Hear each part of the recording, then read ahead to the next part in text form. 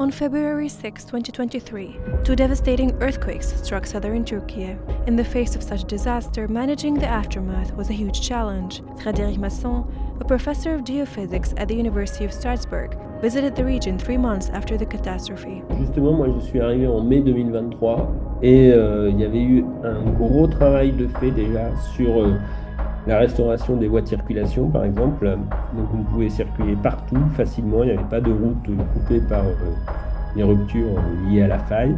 Et puis dans les villes, il y avait quand même beaucoup d'immeubles en fait, donc de ruines qui avaient été déblayées. Au final, j'ai trouvé qu'une personne non informée n'aurait pas obligatoirement vu du premier coup que 3 mois avant, il y avait eu un gros séisme avec beaucoup de dégâts.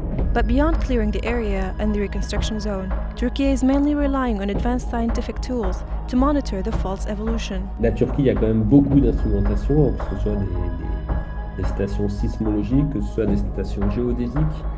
Et puis il y a des universités qui travaillent beaucoup aussi, donc il y a quand même beaucoup de travaux scientifiques qui sont faits pour une meilleure compréhension du phénomène. Frédéric Masson and his team installed sensors to monitor the fault's evolution in real time. Nous, par exemple, on a installé des stations GPS permanentes sur 2 sites autour de la faille et on observe en fait ces petits mouvements continue sur la faille. Donc actuellement, on n'est pas dans une situation où la faille est revenue dans son statut initial, c'est-à-dire une faille qui est bloquée et qui attend le séisme, mais on est dans une situation d'après-séisme où les différents segments de la faille ont des comportements soit bloqués, soit moins bloqués, variables en fait, et c'est ça qu'on étudie pour regarder quand est-ce que la faille va revenir en fait à son état initial.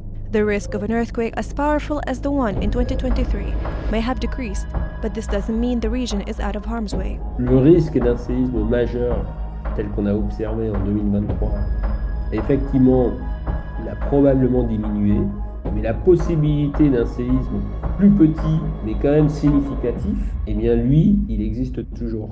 Et donc, il ne faut pas veiller la garde d'un point de vue parasismique en se disant ça y est, on a connu le pire, donc maintenant on est tranquille.